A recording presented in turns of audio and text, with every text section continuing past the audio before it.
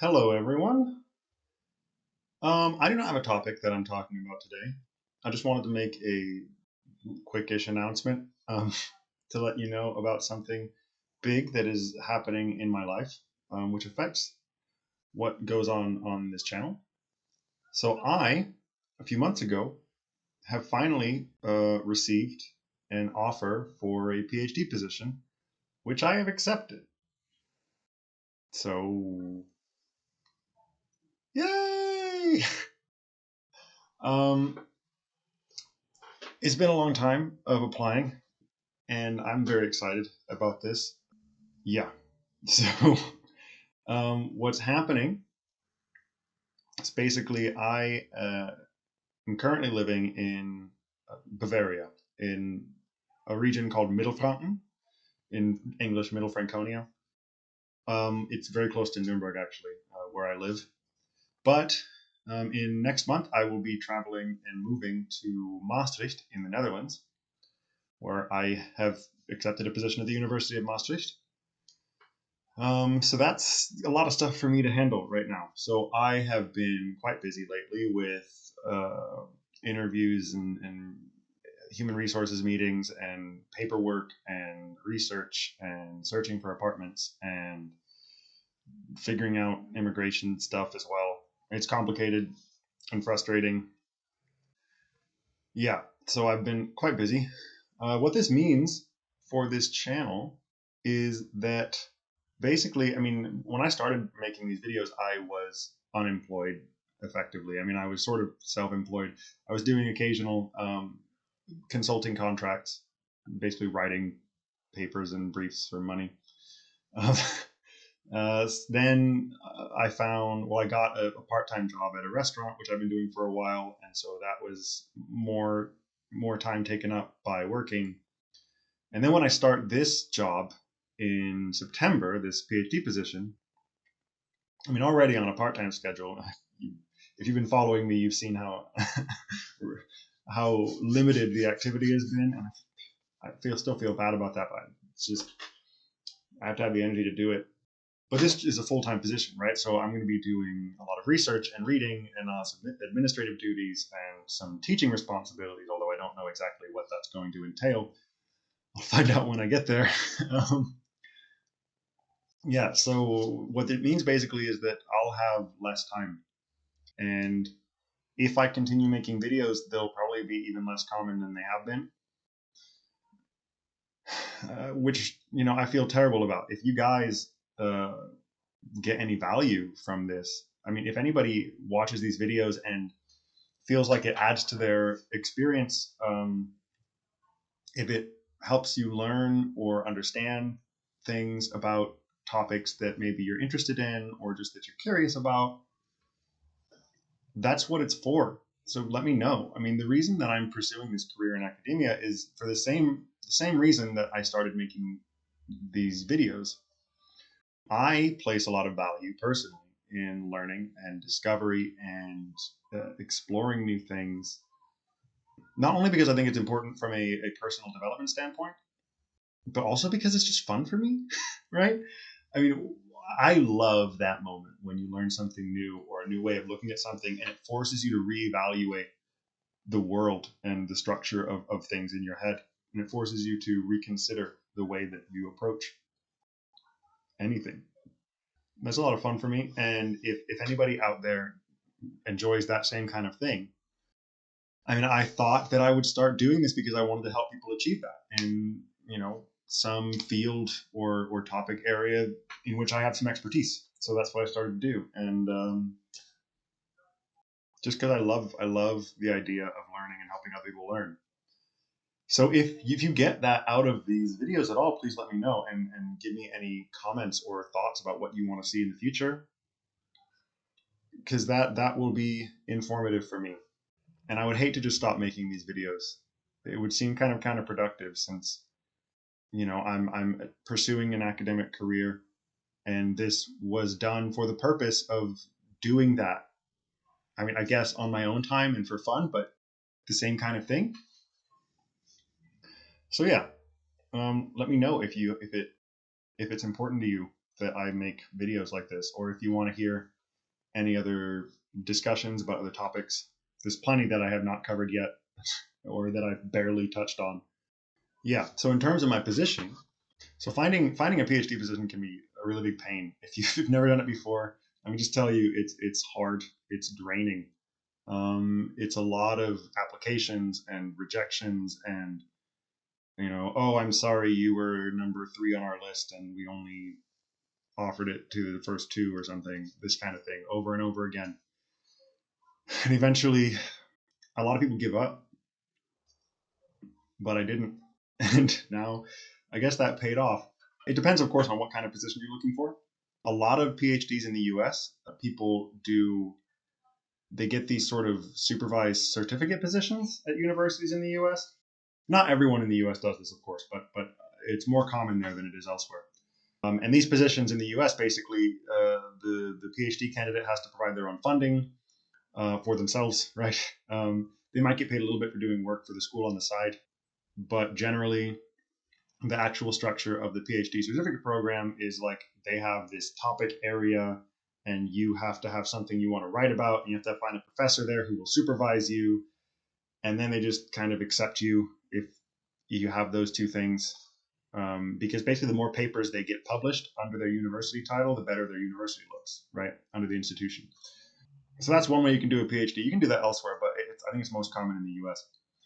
What I'm doing is I'm essentially being hired by the University of Maastricht as a researcher, a full-time employee, basically. Where I'll be working with a couple of professors on a research project. And that project, in case you're curious, is about, basically it's using agent-based modeling, which I could explain, but it's a little bit complicated. Effectively, agent-based modeling is a sort of machine learning adjacent modeling method, modern modeling method for complex systems, used in a lot of different disciplines, but also in economics.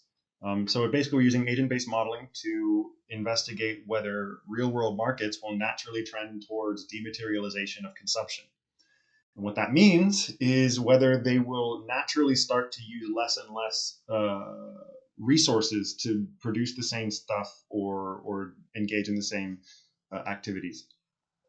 Now, initially, because of data availability and just ease of use, I think it's going to be focused mostly on reductions in greenhouse gas emissions, but theoretically, the structure of the research question relates to other kinds of inputs as well. So it'll be that. And then whether or not the model predicts that real markets will trend towards dematerialization, the second part of the question is, well, then what kinds of government actions and policies will actually be most effective or would be most effective in nudging markets towards that goal. So like if they're going to go there anyway, how do we make them go there faster? Or if they're not going to go there, then how do we make them actually choose to go there? So it's kind of cool, impactful stuff. I think the sustainability angle is hot right now in academia. People love that stuff, and it's important as well. The part that really excites me, though, related to like my area of fascination, is the industrial policy angle. The questions about how can government policy be best designed to actually incentivize what would otherwise be free-ish markets to do something that they don't want to do on their own. So that's what's really exciting to me personally. But the whole project is going to be good. Be writing some papers, publishing papers, doing some teaching, doing a lot of reading, doing some computer programming models and stuff. That's what I'm going to be doing for the next 4 years, hopefully. Yeah. Now, in addition to all that, I just want to say, if you are trying to pursue some career or life goal or some dream that you have for something you want to do, and you have trouble reaching the next stage or moving forward in it, or you just feel like you're getting stuck somewhere, people will often tell you to just keep trying, just keep going, put your head down and keep pushing forward. And that's tough advice to follow, but I think I've just become a living example of why it can be good advice. I was applying for these PhD positions for like 2 years straight. I mean, I understood when I wasn't getting the first few it didn't get, and then after the first year of the application seasons, I thought, okay, well, gotta wait till next winter semester, and it's okay. A lot of PhD people don't get it the first year, and I had to tell myself all these things and just hope it would turn out well. But I didn't give up. I didn't stop. And then one day I wake up and somebody tells me, "Hey, we'll give you a chance to do this thing, to turn yourself into the person that you really are meant to be." And that is such a great feeling moment.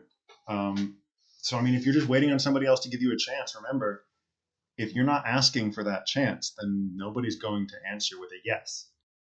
I think that's important to remember. And don't worry too much if you don't know what's coming next. I mean, sometimes it can be a big deal, so you have real problems you have to solve, real things you have to take care of and watch out for. Some people love planning for the future. Some people love to know what's going to happen next month, next year, next decade. I mean, I understand the appeal of that. I get why. But man, I've gotten so used to just flying by the seat of my pants.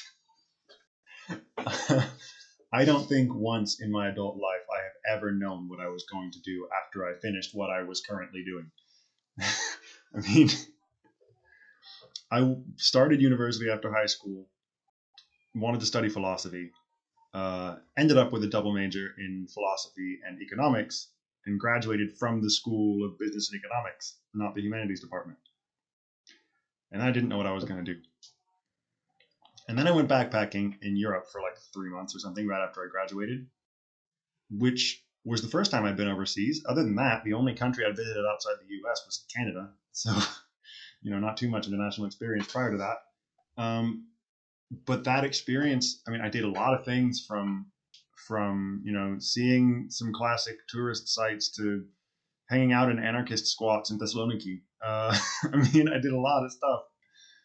And it was wild, and it changed the way that I saw my position in the world. It opened my eyes to possibilities outside of the American bubble in which I had been raised. I came back and I didn't know what I was going to do then. And I started looking for jobs because I thought, well, what else is a 22-year-old guy who just graduated from university supposed to do? I then spent 2 years working at a job that I hated and I didn't want to do. And the only reason I got through it is because I kept telling myself I'm saving money for grad school, right? Even after 2 years living with my parents, I didn't have enough money to comfortably go to like a graduate program in the US. It's so expensive. And then I realized, wait a minute, I could go to Germany where it's free. And so I applied, I got accepted. And then one day when that email came in, I was like, okay, well, I guess I have to move to Germany in 3 months. So so then I had to find an apartment, do all that stuff, and just in a second I was gone. I was outside of the US and doing something different in a new place with new people in a foreign language that I didn't really speak. My initial plan, such as it was to spend 2 years completing a master's program, then go back to the US and then figure it out from there. Maybe do a PhD in the US or something. I don't know what I was going to do. Or get another job, but a better job. I don't know. That was my plan. 2 years in Germany. That was 5 years ago. I'm still here. Not just because I love Germany and the beer. It's really great here. But also because, I mean, the master's program took longer than I thought. I spent a semester doing an internship. I spent a semester doing consulting projects. I then spent a year and a half after I finished trying to find a PhD position. I'm still sitting here doing that. And then finally one day, boom, I get it. And it's like, okay, let's go to Netherlands now and do that. And once this is done, I mean, it's 4 years down the line. I'm going to be there for at least, hopefully, 4 years. Once that's done, I've got no clue. I mean, look for a postdoc, I guess. Become a professor, possibly. Get a job with a research institute, maybe. We'll see. All that long story is to say, like, if you don't know what's coming next, hey man, you're not alone. A lot of people feel that way. A lot of people are just trying to figure out what comes next. And if I can handle it, you can handle it. That's life. Oh, and we all make it through somehow. Anyway, so that's enough inspirational talk from me. Thanks a lot for your support and any of your views and everything. Like I said, if you have comments or thoughts that you want to share or suggestions, I would welcome them in the comments. But bye for now. And hopefully I'll see you soon.